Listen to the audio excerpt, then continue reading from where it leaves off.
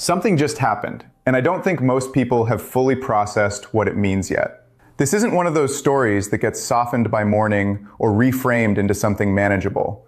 It's different.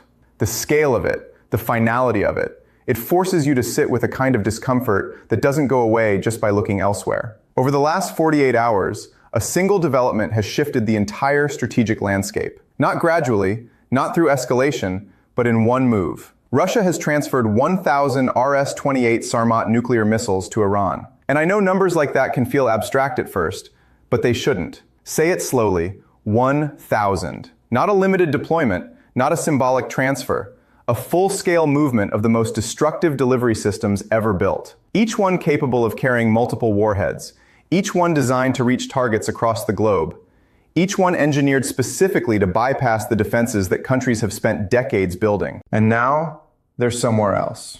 The Sarmat system, what NATO calls Satan II, was never just another missile. It was built with a purpose, not just to exist, but to ensure that no defensive architecture could reliably stop it. Range, payload, trajectory. Everything about it was designed to remove the idea of interception as a realistic outcome. 18,000 kilometers of reach, up to 15 independently targetable warheads on a single missile, and trajectories that don't follow the assumptions most systems rely on. It doesn't just come from where you expect, it can come from where you're not even watching. So when people hear 1,000 missiles, what they're actually hearing, without realizing it, is a delivery capacity that could exceed entire existing nuclear arsenals. And that's where it starts to feel less theoretical. Because when you compare it, when you actually line up the numbers, the imbalance becomes hard to ignore. The United States maintains around 1,500 deployed strategic warheads across all platforms combined. This transfer alone introduces a theoretical capacity that could reach 10 times that scale. That doesn't just shift balance, it breaks the idea of balance. Israel reacted within hours. A single statement, 11 words. No elaboration, no explanation, just a deadline. 48 hours. Stand down or face total destruction. And behind that, there's something else. Not just policy or strategy, but pressure. The kind that comes when a government realizes that the framework it relied on might not apply anymore. Because their deterrence, what used to be enough, is now facing something larger. Not just larger in number, but different in kind. Washington, on the other hand, had its own moment. Early morning confirmation, emergency meetings, full assembly of leadership. And for the first time in a long time, maybe since the Cuban Missile Crisis, there was a situation where every available option carried consequences that couldn't be contained. Not reduced, not managed, just consequences. And that's where this starts to open up into bigger questions. Not just what happened, but how. How does a transfer of this scale happen without interruption? Not small movements, not hidden shipments, but something this large, this visible in theory. And more importantly, what does it say about the systems that we're supposed to detect, interpret, and respond? Because this wasn't a last-minute decision. It couldn't have been. Something like this takes planning, coordination, years probably. And if that's true, then it means the signs were there, at some point.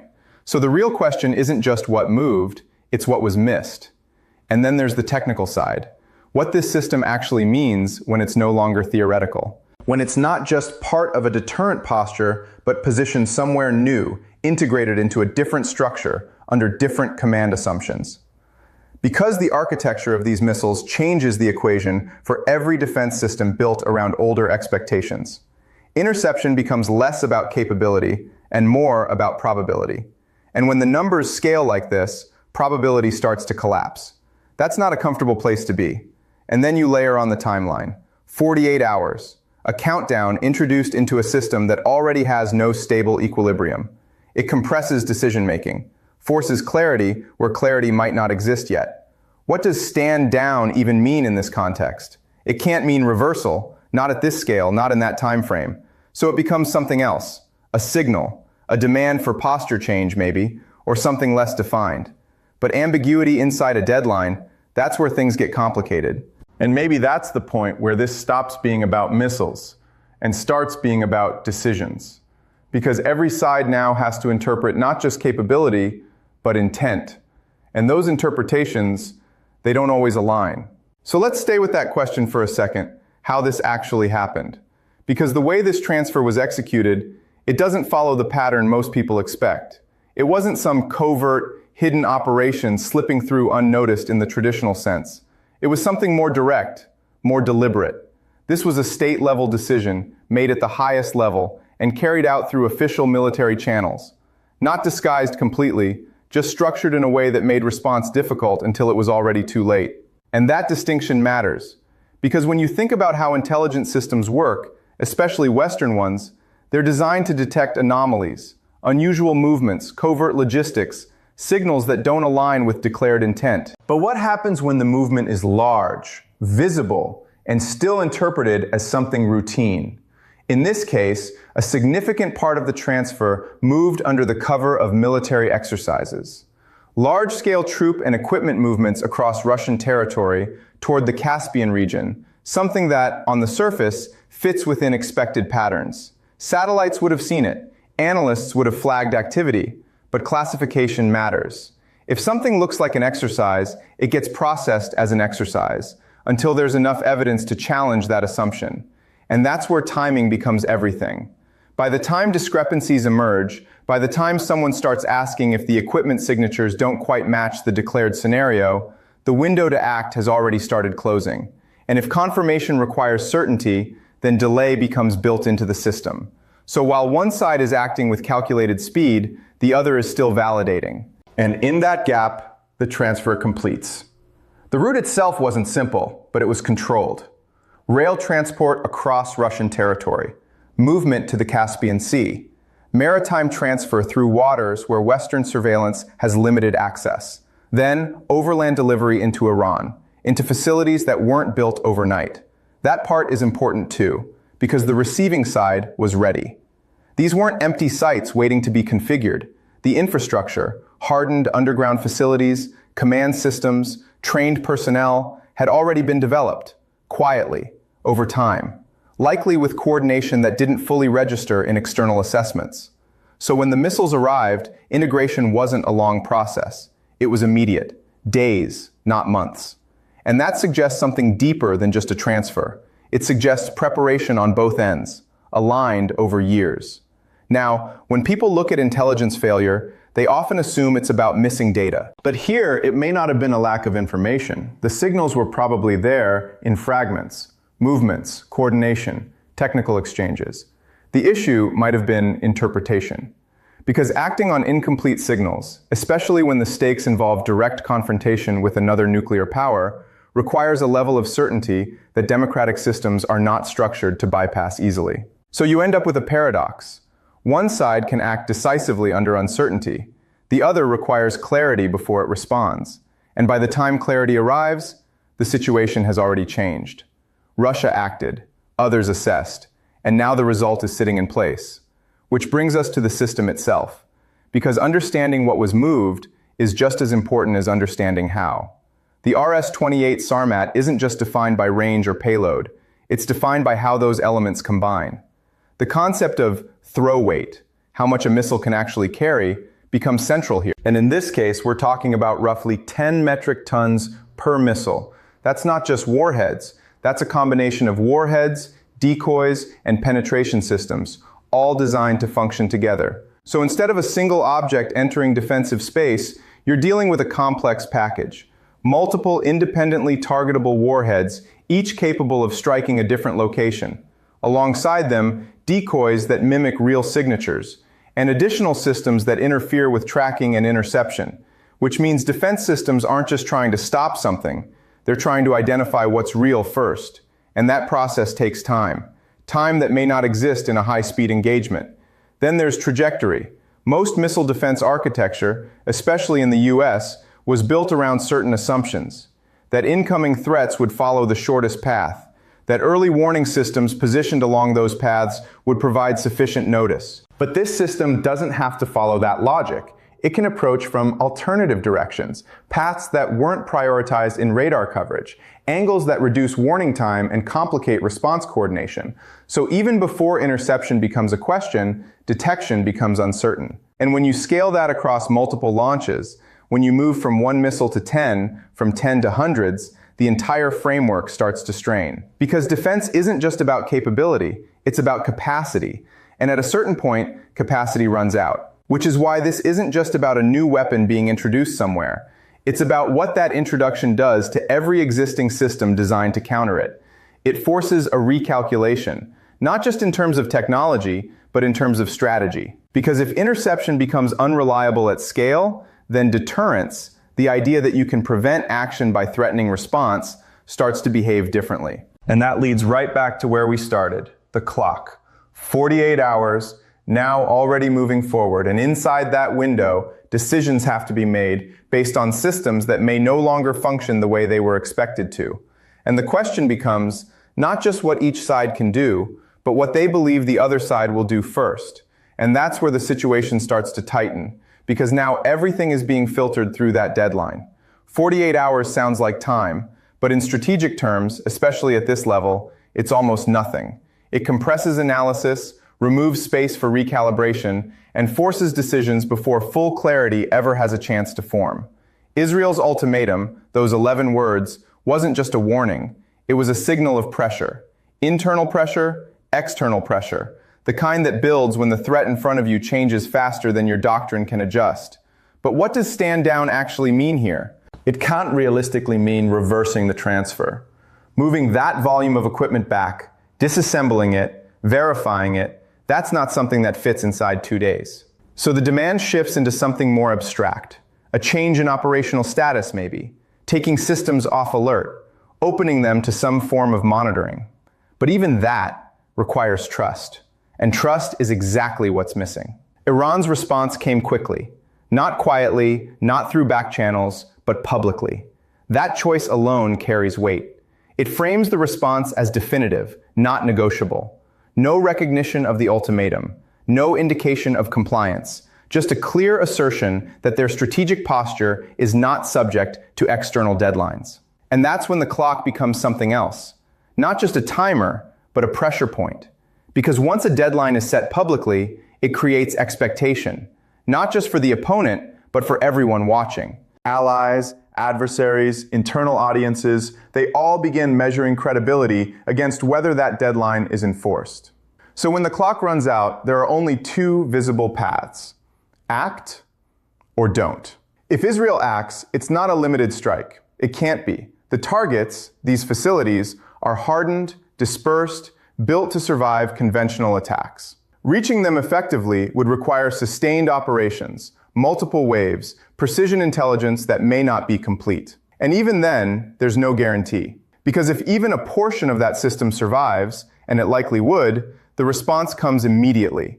Not later, not after reassessment, immediately. Which means acting carries a built-in consequence that can't be contained once it begins. But not acting carries something else. If the ultimatum expires without action, the signal that sends is just as powerful. It tells every observer that the line that was drawn can be adjusted under enough pressure. That even the strongest warnings have limits. And once that perception sets in, it doesn't stay isolated. It spreads. So the decision isn't between a good option and a bad one. It's between outcomes that both carry lasting consequences. And this is where Washington enters the frame in a different way. Because the response from the US didn't match the urgency of the ultimatum. It leaned toward de-escalation, dialogue, diplomatic pathways, language that suggests time should be extended, not compressed. But in doing that, it also sent a signal, not directly but clearly enough, that immediate large-scale military support isn't guaranteed within that 48-hour window. And that matters, because part of deterrence, part of what makes ultimatums work, is the assumption that backing exists, that if escalation happens, it won't happen alone. Remove that certainty, or even weaken it slightly, and the calculation changes. Now the decision becomes more isolated, more contained within national boundaries, without the same assurance of external reinforcement. And that isolation increases the weight of every choice. Meanwhile, broader strategic thinking starts to shift as well. Because this isn't just about one crisis. It's about what this moment represents in a larger sense. The idea of deterrence, the belief that certain actions won't be taken because the consequences are too high, depends on credibility. on the assumption that red lines are real. But here, something crossed a line that had been clearly stated before. A transfer of this magnitude, this type of capability, it wasn't supposed to happen without consequence. And yet, it did. So now every observer, every government, is updating their internal model. If that line didn't hold, which ones do? Allies begin reassessing guarantees. Adversaries begin testing boundaries. Not necessarily immediately, but gradually, quietly. Because once the perception shifts, behavior follows. Inside Washington, the options being considered aren't new. They're the same categories that appear in every major crisis: military response, economic pressure, diplomatic engagement. But each one runs into the same problem. Military action against Russia directly is off the table, because that escalates into something far larger. Economic measures have already been pushed close to their limits, and diplomacy requires the other side to value what's being offered more than what they've just gained, which, in this case, is uncertain. So what's left is a recognition, not a solution, not a resolution, just a recognition that the framework being used to manage situations like this may not be sufficient anymore, that the assumptions built over decades don't fully apply under these conditions. And that's a difficult place to operate from. Because strategy depends on predictability, on patterns that can be understood and anticipated. But when those patterns start to break, decisions become less about calculation and more about judgment. And judgment, under pressure, with limited time, doesn't always lead to stable outcomes. So as the clock continues to move, it's not just counting down to a decision, it's revealing something deeper, about limits, about assumptions, about how much of the system still holds and how much of it doesn't.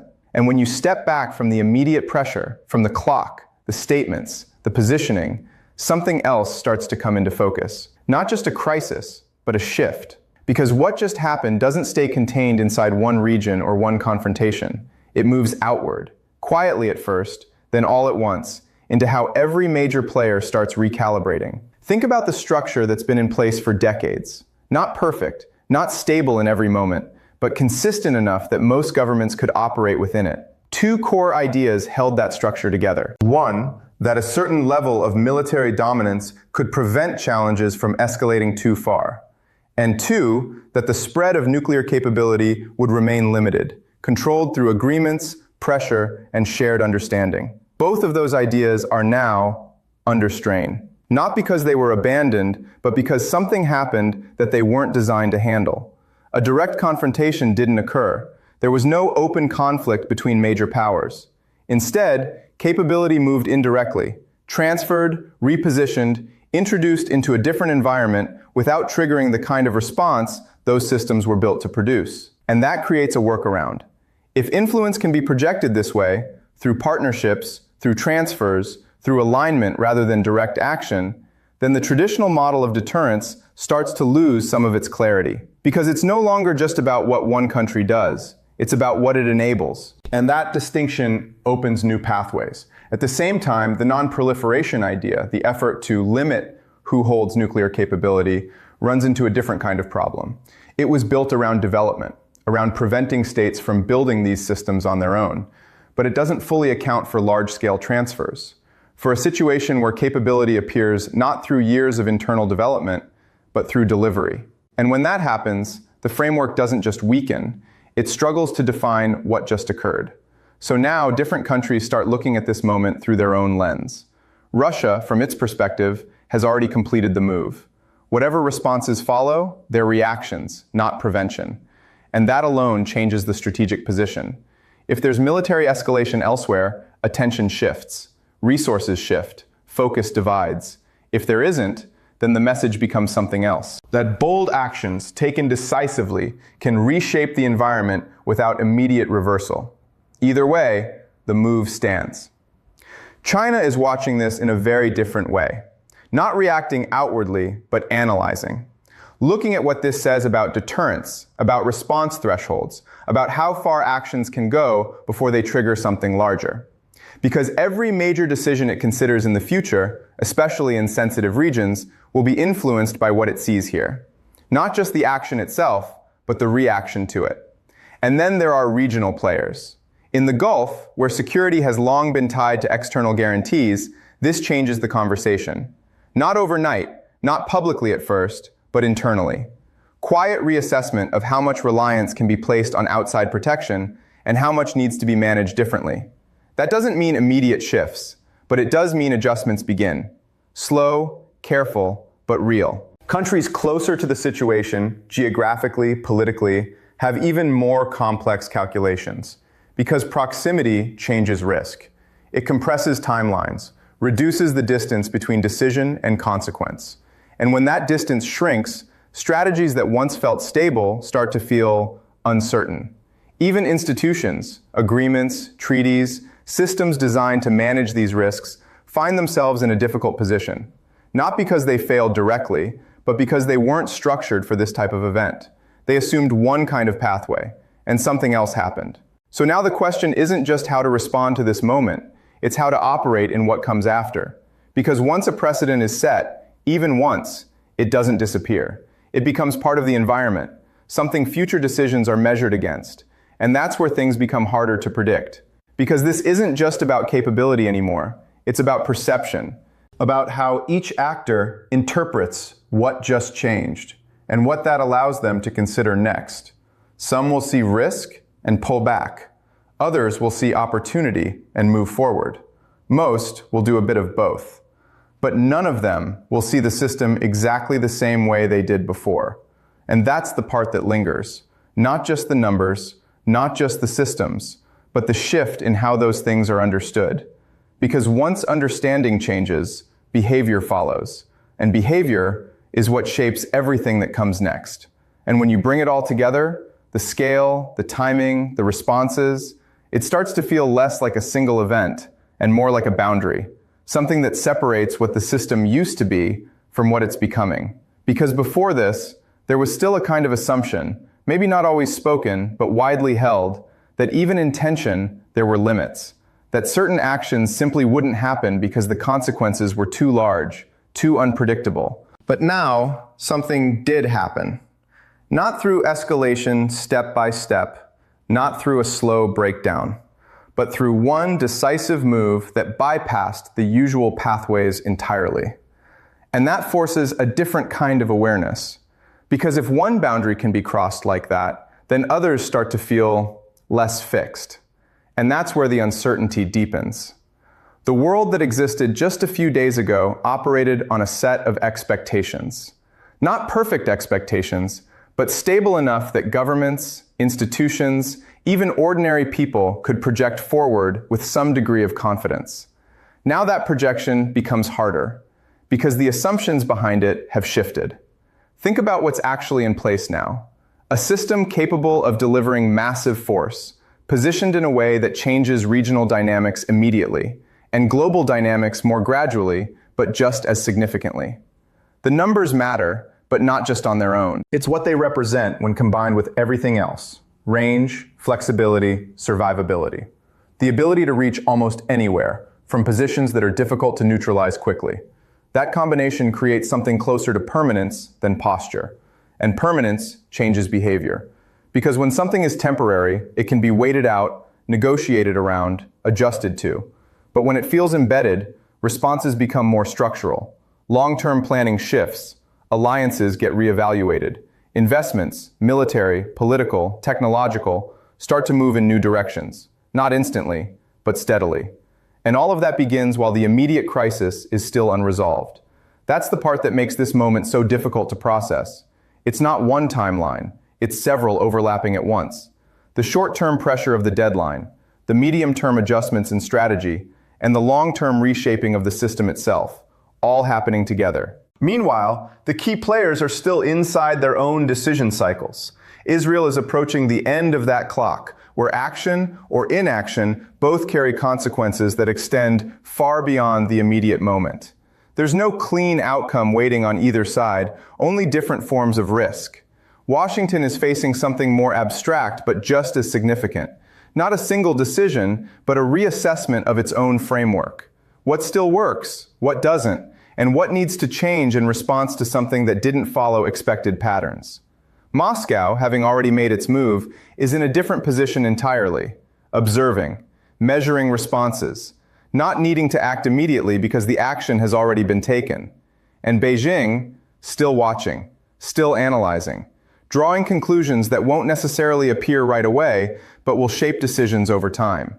So while attention is focused on the immediate question, what happens when the clock runs out, there's another layer underneath it. What happens after that? Not just in terms of response, but in terms of precedent.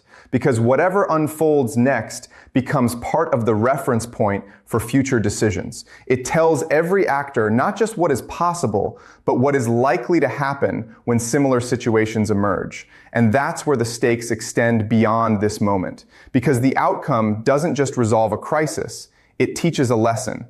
And lessons at this level don't stay contained. They get absorbed, interpreted, applied elsewhere. So when you ask what happens next, it's not a single answer. There's the immediate path, whether action is taken, whether escalation begins, whether something unexpected interrupts the trajectory.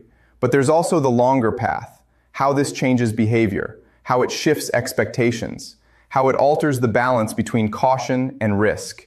And those changes, they don't announce themselves. They build quietly until one day they're visible again in another decision, another move, another moment that feels sudden, but was actually shaped by everything that came before. So maybe the most important question isn't just what decision gets made when the clock reaches zero. It's what kind of world that decision confirms we're now living in. Because that answer doesn't reset when the crisis ends. It stays. And maybe this is the point where everything slows down a little. Not because the situation has stabilized, but because there's nothing left to simplify. What's in place right now is Stark, a system of weapons with global reach, thousands of potential warheads when fully configured, trajectories that don't follow traditional expectations, facilities designed to survive initial strikes, and timelines, short ones, being imposed on decisions that normally take far longer to unfold. That combination doesn't just create risk, it removes margin. Because margin is what allows mistakes to be corrected. It's what gives space for misinterpretations to be clarified before they turn into actions. And right now, that space is thinner than it used to be. The clock, whether it's exactly 48 hours or whatever remains of it, represents that loss of margin more than anything else. It forces clarity where clarity might not exist. It pushes decisions forward before the full picture is understood. And when decisions move faster than understanding, outcomes become harder to control. So you end up in a situation where every actor is aware of the risks, aware of the consequences, and still unable to find a path that avoids them completely. That's the part that doesn't get said directly. There isn't a clean solution waiting to be discovered. There are only paths that carry different kinds of cost. One path leads through action, immediate, forceful, uncertain in its ability to achieve its objective, but guaranteed to trigger a response. Another leads through restraint, holding position, absorbing the shift, and accepting a new strategic reality that may carry its own long-term consequences. And somewhere between those two, there's the possibility of something else. A pause, a delay, an unexpected opening that allows the situation to move in a direction no one has clearly defined yet. But that kind of outcome depends on alignment, on multiple actors choosing restraint at the same time for the same reasons. And that's difficult to coordinate, especially under pressure. So as this moment continues to unfold, the focus tends to stay on the visible elements, the statements, the movements, the countdown. But underneath that, there's a quieter layer. People, actual decision makers, sitting in rooms, working through scenarios that don't have good answers, balancing immediate risks against long-term consequences, trying to interpret signals that may or may not mean what they appear to mean. Because at this level, misreading intent can be just as dangerous as miscalculating capability. And intent is never fully visible, so every choice carries an element of uncertainty, not just about what will happen, but about how others will respond to it. And that uncertainty compounds as more decisions are made, each one building on assumptions that may or may not hold.